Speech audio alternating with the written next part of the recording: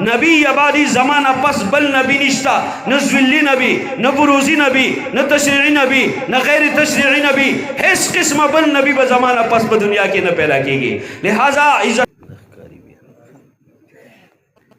अस्सलामु अलैकुम व रहमतुल्लाहि व बरकातुहू। अल्हम्दुलिल्लाह नहमदुहु व नस्तईनुहु व नस्तगफिरुहु व नुमिनु बिही व नतवक्कलु अलैहि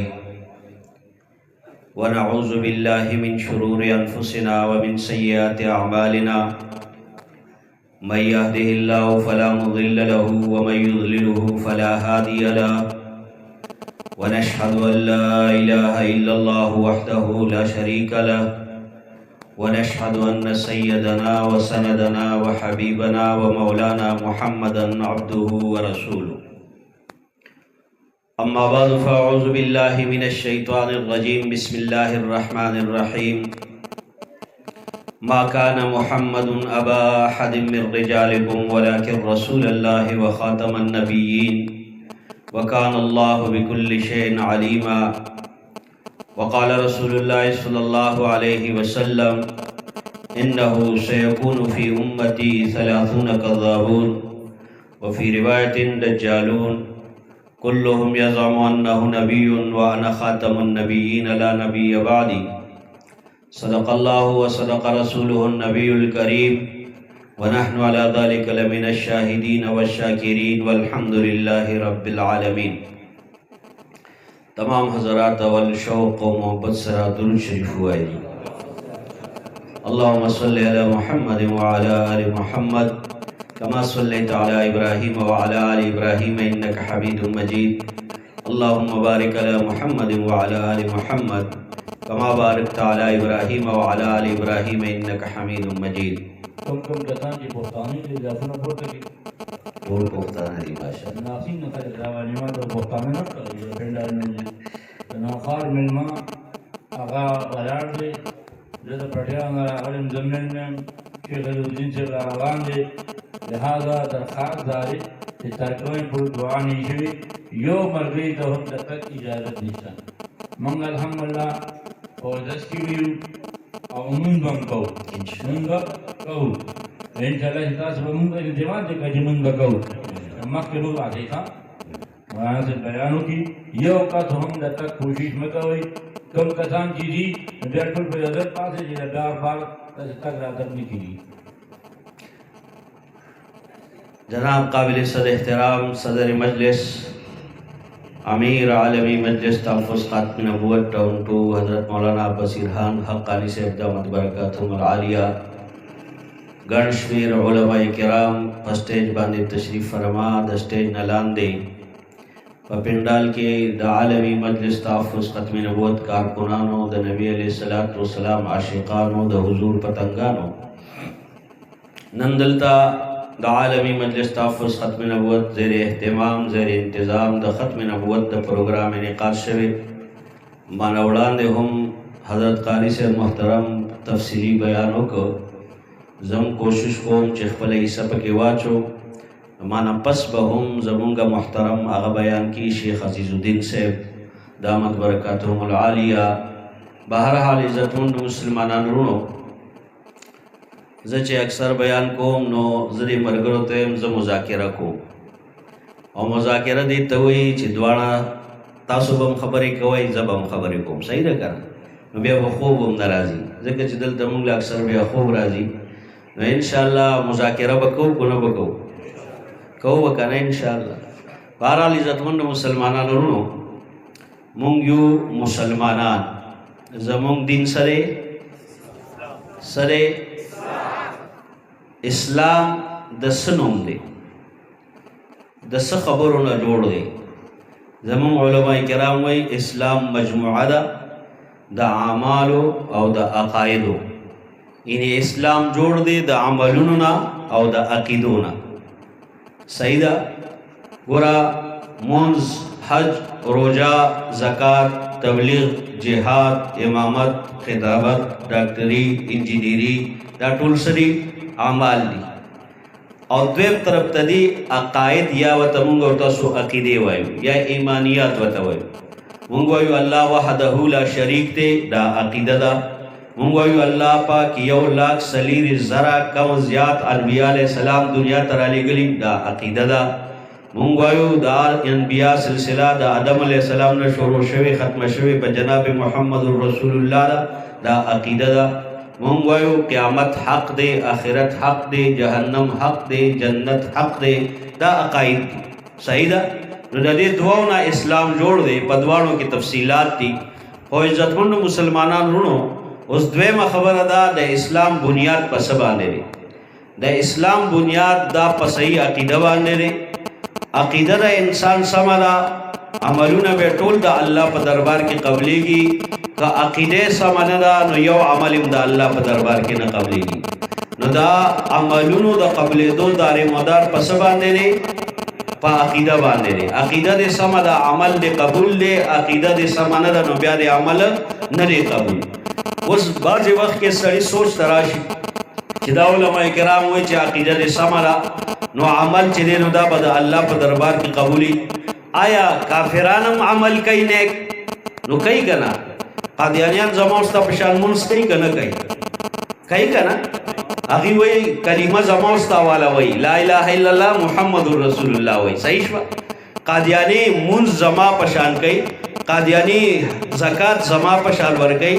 قادیاني ځان ته مسلمان وایي. د ده دا یو عمل هم د الله په دربار کې نه دی قبول، ځکه چې د هغه عقیده د اسلام مطابق نه ده. نو د دې وجې نه د عمل د قبلېدو دارومدار دا په صحیح عقیده باندې دی. اوس په دې عقایدو کې یوه عقیده ده، هغې ته وایي عقیده ختم نبوت.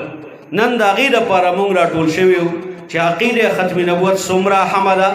د الله سره څه اهمیت دی، د رسول الله سره څه اهمیت و، دغه شان د امت مسلمه سره څه اهمیت دی. لہذا په دې اعتبار سره چې ما ته په دې باندې ځان پوه کړو چې آیا عقیده ختم نبوت که باقي پاتې شوه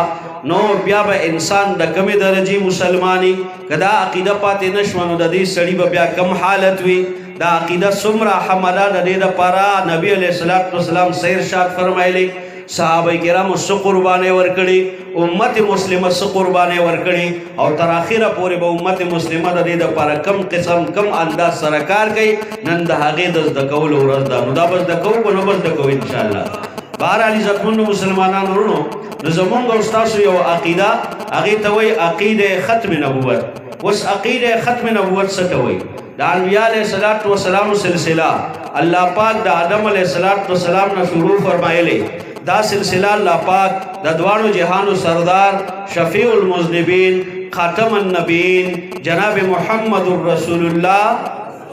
په جمع ووایه جناب محمد رسول الله صلی الله علیه وسلم. دا یوه جمله ډېره قیمتي ده. ما ورته په قیمتي ځای کې ناست یو، په دې وخت کې د ختم نبوت په جلسه کې ناست یو. یو پیر چې څوک وایي صلی الله علیه وسلم 4 قسمه انعامات ولا الله پاک ورکوي. دا وړه غونته جمله چې دا یو پیر ووایي نو څومره هم چې ناست یو چې کله هم د نبي علیه السلام نوم مبارک راشي نو پکار دا ده چې ورسره څه ووایو صلی الله علیه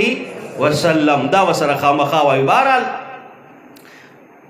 دا انبیاء سلسله الله پاک په محمد رسول الله باندې ختم کړه. اوس د نبی علیه السلام نه پس به الله پاک په دنیا کې بل هیڅ قسمه نوی پیغمبر نه پیدا کوي. دې ته څه وایي؟ عقیده ختم سلسله کوم ځای نه شروع ده؟ په کوم ځای ختمه ده؟ په جمع وایه کوم ځای نه شروع ده؟ په کوم ځای ختمه ده؟ د توجه غواړم ښه، د هغې وجه څه ده؟ زه د اکثر دې ملګرو ته وایم هسې نه موږ دلته ووایو چې مسواک سنت دی او تاسو به روزئ چې نسوار سنت دی، بیا به لانجه ورانه وي. دې وجې نه یو خوا بل خوا مه ګورئ. کومه خبره چې دلته علما کرام کوي هغې ته لږ سوچ کوئ. هسې نه موږ یو څه ووایو تاسو بار لاړ شئ بیا بل څه وایئ. بیا خلک وایي دا علما کرام چې دي نو دا ګډې وډې وي. هغې ګډې وډې نه وایي، تا صحیح نه وي اورېدلې که نه. جمعې خبره به تاسو ته یاده وي. د جمعې مسلې استاد یې کولې هغه مسواک سنت دی او مقتدي صاحب واورېدل چې نسوار سنت. نو باروت نو بیا نسوار شروع کړو خلکو ته نسوار مکوه وی استاد په جمعات کې وی چې نسوار سنت دي نو نسوار والا مسله به نه جوړو نه به جوړو کنه ان شاء الله توجه سره به وایسو لا د انبیاء علیه الصلاۃ والسلام سلسله الله پاک د کوم ځای نه شروع کړي د آدم علیه السلام نه کوم ځای ختمه ده په محمد رسول الله صلی الله علیه وسلم د حضور نه پس به اوس الله پاک بل هیڅ قسمه نوې پیغمبر په دنیا کې نه پیدا کړي دي تسوي عقیده ختمه اوس اوله خبره وختي هغه معشوم هم لګیاو آیا زمونږ د اسلام سلور اصول دي اول ته وی قرآن دویم ته وی حدیث دریم ته وی اجماع څلورم ته وی قیاس مونږ چې د یوې مسلې تلاش کوو دا په دې سلورو ځایونو کې کوو اول به مونږ عقیده ختم نبوت چې ګورو ځکه عقاید په نص قطعي سره ثابت وي دا د قرآن د ثابت وي مونږ به اول عقیده ختم نبوت چې ګورو دا په قرآن کې ګورو که ما ستانه څوک تپوس کې چې آیا ته خو مسلمان یې تا ته د خپلې عقیدې په باره کې څه پته شته چې په قرآن کې الله پاک د دې عقیدې دپاره څو دلایل نازل فرمایلي څه مطلب څو آیاتونه الله پاک د عقیدې ختم نبوت په باره کې نازل فرمایلی دي نو ما تعالی پکار دي چې ما ته پته وي ما ته به جواب دا ورکو چې الله پاک په قرآن کې سل آیاتونه د عقیده ختم نبوت په باره کې نازل فرمایلی دي څومره آیاتونه نو مونږ به ورته وایو چې په قرآن کې د عقیده ختم نبوت ته څومره دلایل مونږ سره دي سل دلایل دي څومره دلیلونه دي سل دلیلونه دي لہذا دویم نمبر حدیث مبارکه دي دا حدیث مبارکه دام د عقیده ختم نبوت برکت ته چې الله پاک دی امت ته دوه قسمه وحی ورکړي مخکینی امتونو ته الله پاک یو قسم وحی ورکړي وا هغه با صرف الله پاک نبی ته وحی راولګلا د کتاب په شکل کې بوا یا به د صحیفه په شکل کې وا امت ته با نبی هغه وحی بیانولا امت په پاغي باندې عمل کو دا دویم قسم وحی چې هغه ته سوی احادیث مبارکه دا وحی الله پاک صرف دی امت مسلمه ورکړي او د دې وحی ثبوت دا د قرآن نه ثابت دی دا احادیث دا ثابت دي چې دا وحی دا د کوم ځای نه ثابت دي دا د قرآن نه ثابت دی قرآن کې الله پاک فرمایي وما ينطق عن الهوى ان هو الا وحی یوحى دا نبی علیہ الصلوۃ والسلام د ځان نه خبرې نه کوي دته چې الله کوم وحی وکي هغه خبرې کوي لہذا د نبی علیہ الصلوۃ والسلام کور ته راتګ دا وحی دا د نبی علیہ الصلوۃ والسلام د کور نه تک دا وحی دا د نبی علیہ الصلوۃ والسلام د میلمنو سره ملاقات دا وحی دا د نبی علیہ الصلوۃ والسلام مسجد ته تک دا وحی دا د نبی علیہ الصلوۃ والسلام واده کول دا وحی دا د نبی علیہ الصلوۃ والسلام خندا کول دا وحی دا د نبی علیہ الصلوۃ والسلام جړه کول دا وحی دا لہذا د دې وجنا یو صحابي تپوس کوي یا حضور صلی الله علیه وسلم تاسو انسان یې تاسو باندې حالات راځي کله په خوشاله کې کله په غم کې مونږ ستا اره خبره نقل کو کله خوشاله والا خبره وي کله غم والا خبره وي نبی علیہ الصلوۃ والسلام ورته فرمایي او زما اره خبره نقل کوي ځکه زما یو عملم د الله د حکم نه بغیر نشته لہذا زما خندا دام دا اللہ امر زما جھڑا دام دا اللہ امر زما کور تتک دام دا اللہ حکم زما دا کور نرا تک دام دا اللہ حکم زما بار تتلل دام دا اللہ حکم زما مکہ کی پات کېدل دام دا اللہ حکم زما مدینی منوری ته ہجرت کول دام دا اللہ حکم لہذا دا حضور اقدس صلی اللہ علیہ وسلم ہر عمل دا دا اللہ حکم دے دا دین دا ثابت شوا احادیث مبارکہ دا وحی دا فرق سمره دی دومره دی چې په یوې وحی باندې مونږ کیږي او په بل وحی باندې مونږ نه کیږي لہذا یو وحی ته مطلوب وي یو ته غیر مطلوب وي یو وحی ته قرآن وي بل وحی ته حدیث وي لہذا د دې وجنا احادیث مبارکه وحی دا او د قرآن اول تفسیر دا په سره بیانېږي اول د قرآن تفسیر چې علما کرام کوي په سره کوي هغه تفسیر القرآن بالقرآن د تفسیر قرآن د قرآن تفسیر په قرآن سره کوي دویم تفسیر چې د قرآن کوي هغه تفسیر القرآن به احادیث اغا د نبی علیہ الصلوۃ والسلام په احادیث مبارکه سره د قرآن تفسیر کیږي وس په قرآن کې الله پاک فرمایي چې ما کان محمد ابا احد من رجالکم ولکن رسول الله وخاتم النبیین الله پاک فرمایل چې نه دا محمد صلی الله علیه وسلم ابا احد د چاپلار من رجالکم تاسو د سړونا ولکن رسول الله لیکن دا د الله رسول له وخاتم النبیین او خاتم النبیین دا نبیانو اخیری نبی دی یا د نبیانو خاتم دی. لہذا اوس خو هلته کې الله پاک وفرمایل چې خاتم النبیین. نو د خاتم النبیین اوله معنی چې موږ ته تپوس کوو نو د قرآن نه به کوو. قرآن کې هم د دې معنی هغه ارشاد شته، ځکه دا خاتم لفظ دا ختم لفظ دا قرآن کې الله پاک و پیرې ذکر فرمایلی. کم ځای کې چې ذکر فرمایلی هلته مراد دا دی چې په یو شي باندې مهر لګول. څنګه مهر لګول؟ داسې مهر لګول چې د هغې دننه نه شي بار نه روزي او بهر نه شي دننه نه نوځي. بهرحال زه هغې تفصیل ته نه ځم چې د قرآن هغه تفصیلات بیان کړم. زه دې تفصیل ته راځم چې نبی علیه الصلاة والسلام هم فرمایي. ځکه مونږ به دا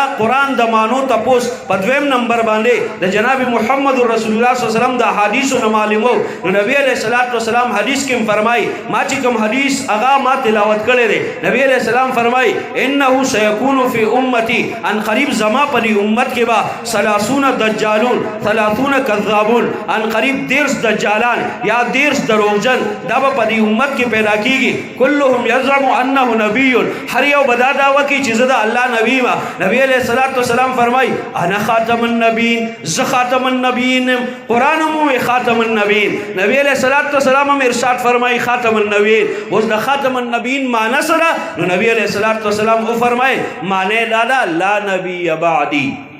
سب لا نبی پختانی میں یادولی شي لا نبی لا نبی څه مطلب؟ دا معنی به نه وي کومې چې قادیانې بیانوي، دا معنی به نه وي کومې چې غامدي بیانوي، هغه معنی به نه وي کومې چې جیلمي بیانوي، هغه معنی به نه وي کومې چې دهریه بیانوي. کومه معنی به وي؟ هغه معنی به وي کومه معنی چې جناب محمد رسول الله بیانوي. نبی علیہ الصلوۃ والسلام فرمایي د خاتم النبیین معنی سره لا نبی بعدی، زمانہ پس به اوس بل پیغمبر نه وي. څنګه چې په لا اله الا الله کې لا الله پاک راوستي دا لا الہ دا اللہ چی دا تمام معبودان باطلہ دا غی سکئی دا غی چرلی کٹ گئی. لہذا مشرکینو دا معبودان باطلہ و عبادت کو دا غی طولو جرلی اللہ پاک پر دا غی لا الہ الا اللہ کلمہ کی کٹ چیوی دی چی لا نشتر لائق دا عبادت الا اللہ مگر یو اللہ دے. لہذا دقشان دا لا نبی عبادی دا لا حضور فرمائی مانا نشتا پس نبی عبادی زمانہ پس بل نبی نشتا، نزولی نبی نبروزی نبی نتشریعی نبی نہ غیر تشریعی نبی، اس قسم بل نبی بزمانہ پس پا دنیا کی نہ پیدا کی گئی. لہذا نبی علیہ السلام دا مسئلہ پا حدیث مبارکوں کی سمرہ بیان کرے. نو نبی علیہ السلام سمرہ حدیث مبارکہ بیان فرمائی لینی 200 او لس 200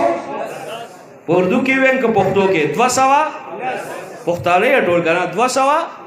او کنا پختو کې به وایو ښا 200 او لس دا نبی بیا چې زمون پختانه وته بیا بل شانم وای کړ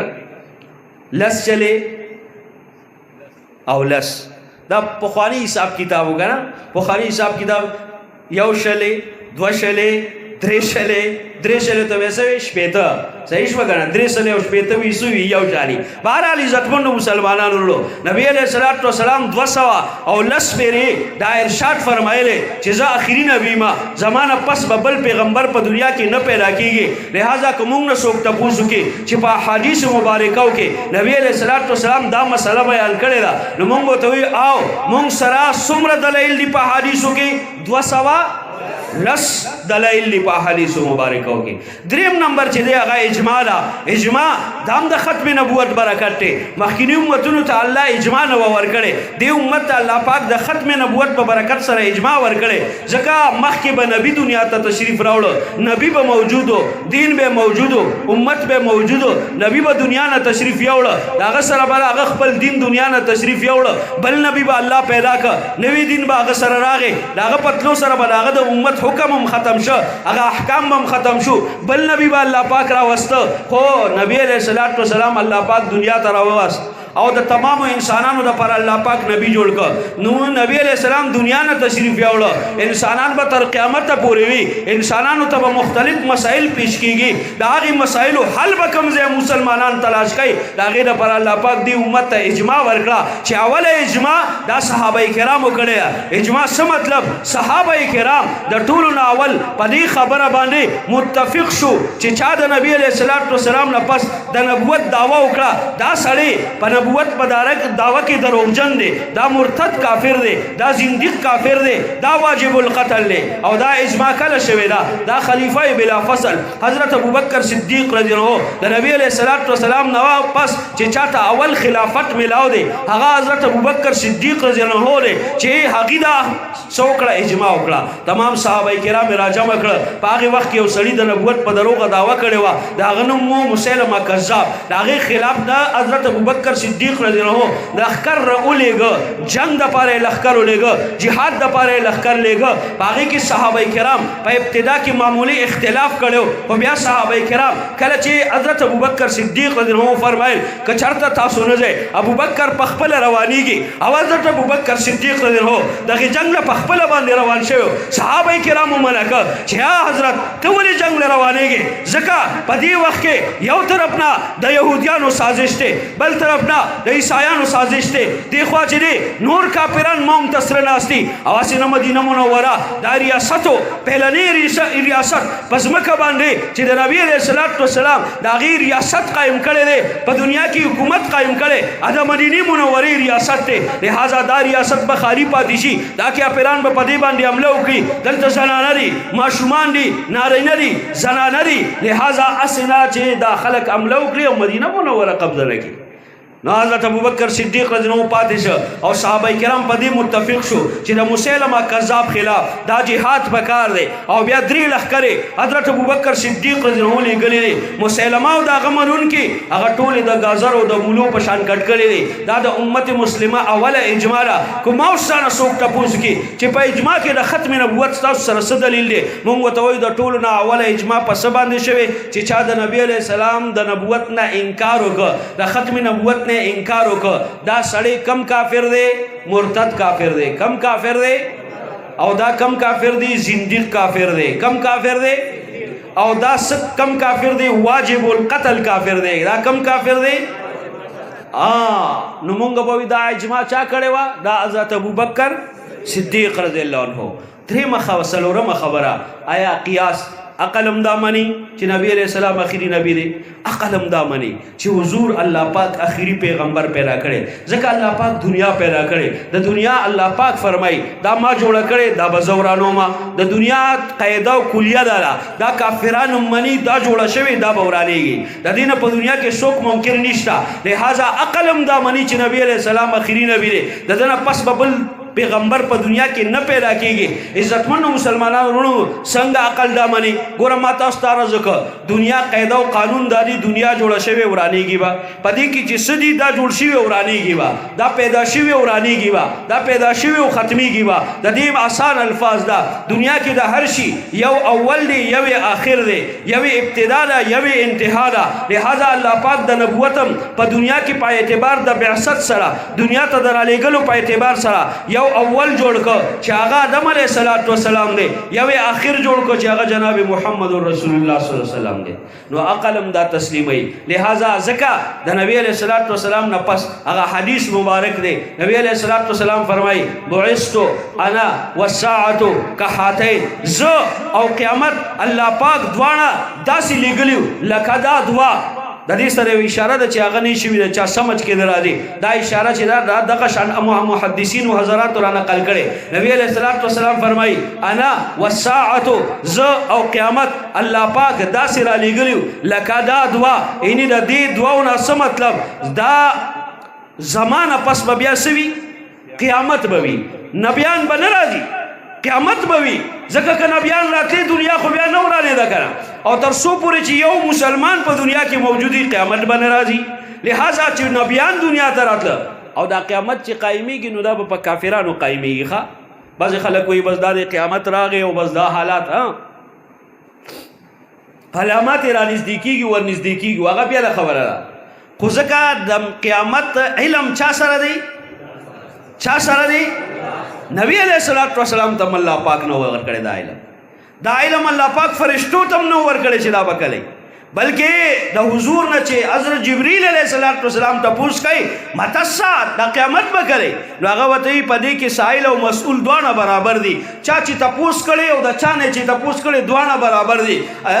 حضور څه فرمایي ورته فرمایي چې څنګه تا ته پته نشته داسې ما ته پته نشته جبرئیل علیه السلام ته د قیامت پته نه وه د قیامت پته صرف چا ته ده صرف او صرف الله ته ده کله به قایمېږي نښې نبي علیه السلام بیان کړی چې د قیامت نږدې به دا غټې غټې نښې چې په هغې کې یو د عیسی علیه السلام دنیا ته راتګ دی یو دا دجال خروج دی یو دا امام مهدي علیه رضوان پیدایش دی او د هغه بیا چې دی نو څه دی پهچان دی دغه شان دا غټې نور چې دی دا به د قبلې نه راخېږي یاجوج ماجوج دی دا غټې نشانې دي یو پرنده به الله پاک پیدا کوي چې هغه به د مشرق نه مغربه پورې ځي د مسلمانانو په دې ککرو باندې په تندو باندې به مسلمان لیکي د کافر په هغې باندې به کافر لیکي دا غټې نشانې دي لهذا دا به د قیامت نږدې مسلمانان به غرونو ته ځي بیا به صرف په ذکر باندې پایي څه به خوري نه عیسی علیه السلام به ځان سره غرونو ته بوځي د هغې نه پس به بیا یو دور راځي چې عیسی علیه السلام وفات شي مسلمانان به پې جنازه کوي بیا چې د هغې د تدفین نه پس به بیا چې دی نو بیا به کفر سیوا کېږي بیا چې کله کفر خورېږي د هغې کفر په خورېدو سره به الله پاک چې کومه څه یوه مرغۍ راولېږي او بیا د لیکلو کې د هغې نه پس به یو هوا رالوځي هغه به په دې ټول ملک په دې ټوله دنیا باندې چلیږي مسلمانان به د هغې هوا په وجه وفات شي کافران به صرف پاتې شي بیا به الله پاک قیامت راولي نو چې تر څو پورې یو مسلمان ژوندی نو قیامت به نو دا خو ماشاءالله ورځ ته ورځ حافظان سیوا کېږي ورځ ته ورځ قاریان سیوا کېږي او دا دین داسې دی دا چې څونه دباوی دا دومره سیوا کېږي د دې غیرو دا خیال دی مونږ به یو مولا ووژنو خبره به ختمه شي خلک به رستو شي او الحمدلله اوس د مدرسو داخلي شروع دي او په مدرسو کې الحمدلله ځای نشته هره مدرسه وي مونږ سره ځای نشته زما خپله دوه بچي دي دواړه په مدرسه کې وي دوه لا واړه دي د مدرسې تلو نه دي او انشاءالله چې هغه لږ رالوي شي هغه به مدرسې ته ځي ټول به خپل بچي علما جوړو که نه به جوړو کم از کم یو بچی به علما جوړو د دوی دا ګوره افغانستان ته رال ختمویه دا دلائل د جناب محمد رسول الله سلام د ختم نبوت دي مولا دا د ختم نبوت دلیل دی مصلا دا د ختم نبوت دلیل دی مدرسه دا د ختم نبوت دلیل دی مجاهد دا د ختم نبوت دلیل دی مبلغ دا د ختم نبوت دلیل دی لہذا دا نه ختمېدونکي دلایل دی دا چې څومره دوی ختمول غواړي دا به دومره سیوا کېږي او د الله په فضل سره سیوا کېدو ته روان دي افغانستان کې دوی مونږ ختم نه کړه اوس د هغې دا کیفیت دی چې تمامه دنیا د هغې د ټکنالوژۍ نه چې دی څه ده متاثره ده غیر ورته متاثره دي چې دا دوی کومه ټکنالوژي جوړه کړې ده نو الحمدلله دا نه ختمېدو والا فیصلې دي او مرګ چې کله الله لیکلي په هغه ورځ به راځي د هغې نه نه وروسته کېږي او نه مخکې کېږي لہذا مرګ یې لیکلی دی کله به راځي دا الله ته معلومه ده لہذا کله چې مرګ راځي دعا دا غواړئ چې الله پاک د ایمان او شهادت سره مرګ راکړي د شهادت د مرګ نه بل لوی مرګ نشته لہذا د دې وجې نه شیخ حسن جان شهید رحمه الله واقعه ده زمونږ استاد محترم حضرت مولانا شیخ شلی شاه صاحب دامت رحمت الله علیه هغې به فرمایل چې مونږ په یو ځای په حج کې نو شیخ صاحب به دعا کوله چې الله پاکه د شهادت مد راکړي او شیخ صاحب خو ډېر ضعیف په هغه وخت کې ډېر بوډا نو ما به ورته ویل چې دا ته دې وخت کې جهاد لتلی نه شي او بم څوک په الوا کې چاته نه ږدي اوس خو مونږ ته په الوا کې بم دي خلک یا دي داسې ده خو نه په جومات کې دا تصور د چانه چې جومات کې به څوک راځي زه وایم غټ زندیق هم چې که نه چې غټ کافر هم وي هغه هم په جومات کې سړی نه وجني پته نه دا کم قسم کافر دی چې دا راځي په جومات کې په مصلی باندې سړی وجني دا راځي د منبر سره په خوا کې سړی وجني نو دا خو د دغې کافرانو د پاسه غټ کافر دی د ده پته نه د کم کفر دی لہذا نو هغې وفرمایل وی ما ورته چې داسې خو نه کېږي او شیخ صاحب ته الله پاک په دویم رمضان وکړه په دویم رمضان ورته الله پاک مرګ د شهادت ورکړی خو نه ورکړی نو لہذا عزتمنو مسلمانانو وروڼو مرګ چې دی دا نه وروسته کېږي او نه وړاندې کېږي حضرت خالد بن ولید رضی الله عنه فرمایي زه هر جنګ ته په دې اراده باندې ننوتی وم چې زه به د دشمن چې کله به جنګ ګرم شو ورننوتم د دې دپاره به ورننوتم چې زه شهید شم خو الله زما په ما قسمت کې شهادت نه ولیکلی مرګ راته په خپله بستره باندې راځي که چېرته مرګ داسه د تورې سره راتلی نو زه خالد بن ولید به د مخکې نه چې دی شهید شوی وم ځکه د هغه په بدن باندې داسې یو ځای نه و چې کله وفات کېده چې د تورې خراب پې نه و لہذا دا خو راځي په خپل ټیم باندې حضرت مولانا فضل الرحمن صاحب دامت برکاتهم العالم 9 حملې پې شوي دي 9 حملې او یو حمله خو پې داسې شوې وه په بلوچستان کې چې ډریور یې ورسره شهید شو او دی چې دی هغه الله پاک بچ کړی نو بهرحال دا مرګ او دا ژوند دا د الله فیصلې دي مونږ وایو که نه چې خیر او شر د چا لاس کې دی د چا لاس کې دی خو ما ته به الله ته متوجه کېږو به که نه به کېږو ځکه دا اوس وخت راغلی دې وخت کې به ما ته خپله عیسی اچو کوم طرف ته خپله عیسی اچی هغه طرف ته 2 ډلې دي یو رحماني ډلې ده یو شیطاني ډله ده یو د الله والا ډله ده یو د رسول والا ډله ده یو چې د صحابه والا ډله ده یو د مدارسو والا ډله ده یو د اسلام والا ډله ده بله د شیطان والا ډله ده بله د امریکې والا ډله ده بله د یهودیانو والا ډله ده د دغه عیسایانو والا ډله ده دا 2 ډلې روانې دي د دې 2 ډلو دا جنګ چې دی دا څه اوسنی نه دی دا د حضرت عمر رضی الله عنه چې د هغه په 22 لاک مربع میل باندې حکومت و په کوم ځای باندې شهید شوی په خپله مسله باندې شهید شوی دی که په خپله مسله باندې شهید شوی دی جنګ اوس نه دی شروع جنګ هغې وخت نه شروع دی کله چې آدم علیه السلام الله پاک پیدا کړ بیا دې خبیث ته ووې ته ورته سجده وکړه دې خبیث ته نه انکار وکړو جنګ هلته نه شروع شو د الله تعالی ووې ما پرېږده زه به ستا انسانان ګمراه کوم الله پاک ورته وفرمیل لاړ شه کوز شه کم چې ستا پسې ځي دا به ټول د دینه به جهنم ډکوم کم چې ځي ما طرف ته راځي هغې به زه د خپلو جنتونو ته بوځم نو جنګ هلته نه را روان دی او ختمیږي به په کوم ځای ختمیږي به ما تاسو ته عرض کوو یو پیغمبر په اسمان کې په انتظار دی هغه را روان دی هغه څوک دی عیسی علیه السلام دی د قیامت نږدې به الله پاک دنیا ته راکوزوي او نبی علیه السلام د هغه نښې نښانې ټولې واضحو الفاظو سره بیان کړي نبی علیه السلام فرمایي په کوم وخت به راکوزیږي دنیا ته به تشریف راوړي نبی علیه السلام هغه وخت بیان کړی نبی علیه السلام هغه حالت بیان کړي چې په کوم حالت به راکوزیږي هغه ځای بیان کړي کم ځای ته به راکوزیږي هغه ښار بیان کړي کم ښار ته به راکوزیږي هغه ملک بیان کړي کم ملک ته به راکوزیږي بیا د هغې نه پس به څه کوي دا هم نبي علیه السلام بیان کړي حضور فرمایي د 2 فرشتو په وزرو به لاصقې وي اوږو به لاصقې وي د اسمان نه به راځي عیسی علیه السلام به راکوزیږي 2 زیړې څادرې دا به په وجود مبارک باندې وي لہذا چې راکوزیږي زلفې دي د زلفو نه به اوبه ساسي دا اوبه به داسې ساتي حضور فرمای کله چې د شپې دا پرخه وورېږي د سهار چې نور راخیږي هغه په دې بوټو باندې پړقېږي داسې به د هغه د زلفو باندې چې کومې اوبه ساسي هغه به دقه شان ځلیږي نبي علیه السلام فرمایي دا چې راکوزیږي نو دا به په یو سپینه مناره باندې راکوزیږي هغه مناره کوم ځای ده هغه په دمشق کې ده دا دمشق کې کوم ځای ده دمشق کې جامع مسجد دی په هغې جامع مسجد کې هغه مناره ده دا مناره کومه ده دا مشرقي مناره ده دا اوس موجوده ده کله چې اوس مجاهدینو د شام هغه شام فتح کړ هغې مسجد کې مجاهدینو هغې منارې ته اشاره وکړه چې دا هغه مناره ده چې حضور فرمایي په دې به عیسی علیه السلام راکوزیږي دغې ځای پورې چې راشي مسلمانان به ورته سیړۍ لګوي سیړۍ ورته نشته په هغې سیړو به څوک عیسی علیه السلام لاندې تشریف راوړي نبي علیه السلام فرمایي د سهار د لمونځ وخت به وي مسلمانانو به صفونه جوړ کړي وي صف در صف به ولاړ وي امام به دا امت مسلمه یو لیډر وي چې هغه ته امام مهدي علیه رضوان وي چې هغه به 2 کاله حکومت کوي دغه امام مهدي علیه رضوان به په مصلی باندې ولاړ وي او دغې مصلی باندې آواز به وشي عیسی علیه السلام تشریف راوړه صفونه به مات شي عیسی علیه السلام به مخکې تشریف راوړي کله چې هغه مخکې تشریف راوړي نو امام مهدی علیه رضوان به د خپلې مصلې نه رستو کېږي او کله چې رستو کېږي حضور فرمایي نبي علیه السلام فرمایي چې عیسی علیه السلام به دا امام مهدی علیه رضوان د 2 اوږو په منځ کې لاس ولګوي هغه به مصلې ته مخکې کړي او ورته به ارشاد فرمایي دا اقامت ستا دپاره شوی دا جمع به ته راکړې نبي علیه السلام فرمایي کیف انتم اذا نزل عیسی ابن مریم چې کله ستاسو به څه شان وي په هغې وخت کې ای امته ای زما امته ستاسو د شان به انتها وي ځکه به انتها وي کله چې نبي دنیا ته تشریف راوړي امامت حق بیا نبي ته وي نبي علیه الصلاة والسلام فرمایي ستاسو به څه شان وي دومره اعلی شان به وي چې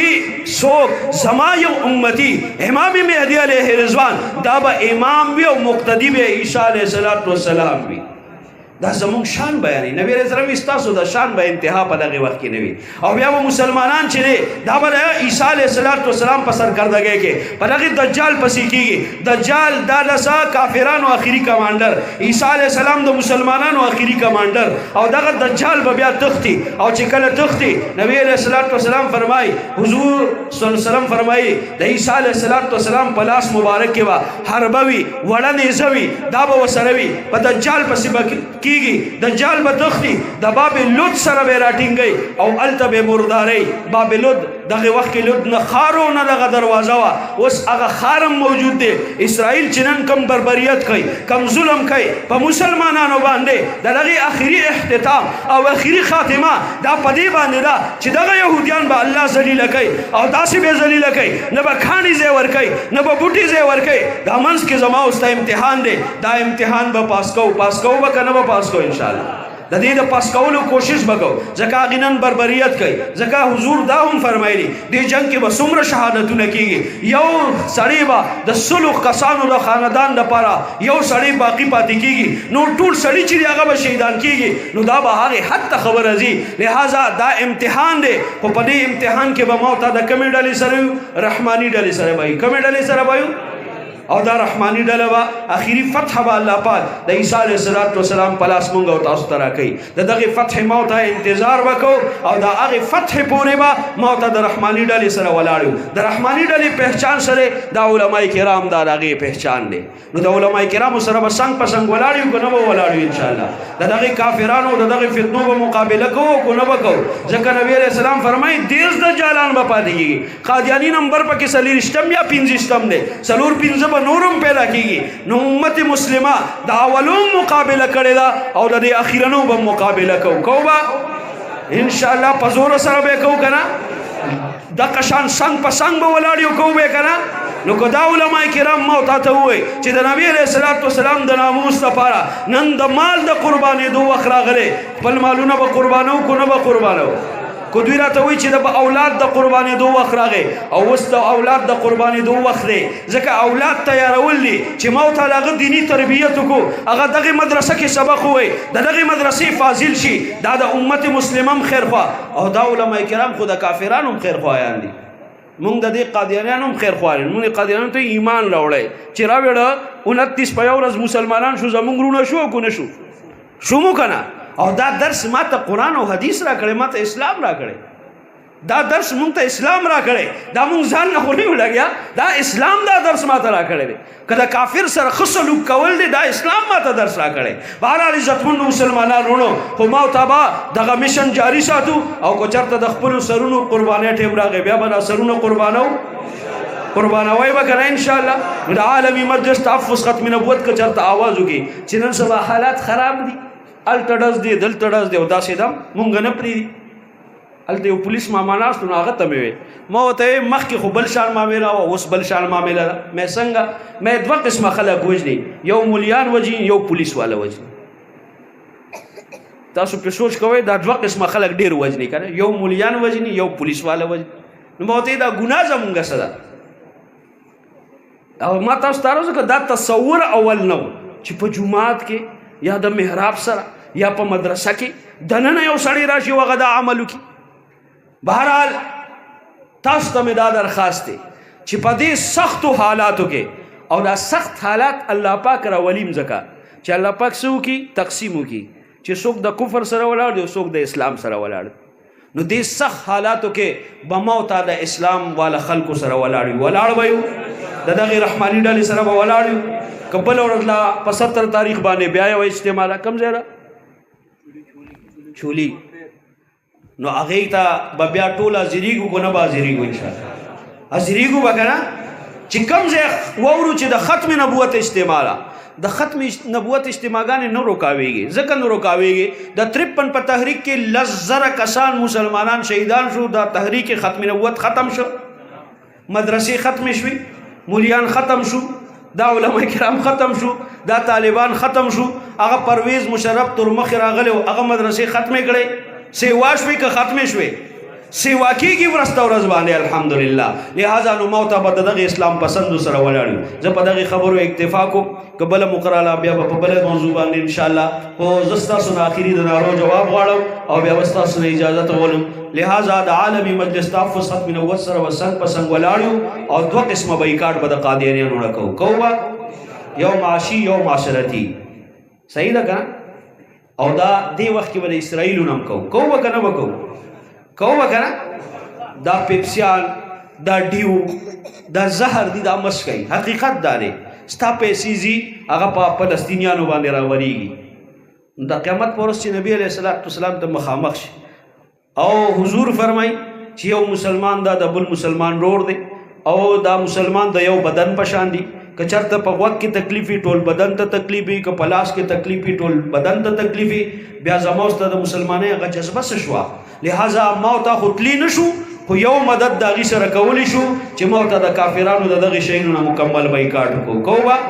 او اوس خو یو بله سلسله الحمدلله د علماء کرامو نیت کړی شروع کوي چې څوک د اسرائیلو د مصنوعاتو بایکاټ نه کوي، موږ به د هغې نه بایکاټ کوو. کوو به بیا که نه انشاءالله؟ په خپله محله کې په خپله علاقه کې چې کم دکاندار رور دی ورته وایي د خدای دپاره اسرائیلو د دغې امریکایانو مصنوعات مه راوړه. که یو سړی وي متبادل نشته، الحمدلله بهترین متبادل مصنوعات په پاکستان کې موجود دي. د پاکستان اعلی نه اعلی کپړه په ټوله دنیا کې خرڅېږي، ته په پاکستان کې څه شته نه؟ هغه ته اخلي نه، نو ځکه نه دلته هغه نه خرڅوي. د پاکستان هر شی اعلی دی، ستا دا امونه، ستا دا چې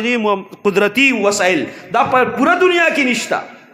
پوره دنیا ته ستا نه چې دی دا ځي. لہذا که ما ته نن نه دا اراده وکړه چې د دغې نورو خبیثانو دا بدالو صرف پاکستاني مصنوعات به اخلو به که نه انشاءالله، نو خپل رور مسلمان ته به وي چې دا مه راوړه، او که نه بیا هغه ضد کې یو راوړي نو مړ کوو بیا نه ښه، هسې نه چې ما ته ټوپک راولو. دا اختیار ما ته نشته، ما ته به ورته وایي چې بس وروره زما ستا سره بایکاټ دی، ستا د دوکان نه به مونږ سودا نه کوو چې ته دا شی راوړې، په خپله وی بند کړي. نو داسې به کوو که نه به کوو انشاءالله. زه په هغې خبرو اکتفا کوم، د نارو جواب را کې بیا ستاسو نه اجازت اخلم. نعرې تکبیر، سمه ناره ولګوئ، داسې ناره چې دا ګیر چاپېر علاقه یې واوري. نعرې تکبیر، تاج او تخت ختم نبوت، تاجداری ختم نبوت، عالمی مجلس تحفظ ختم نبوت.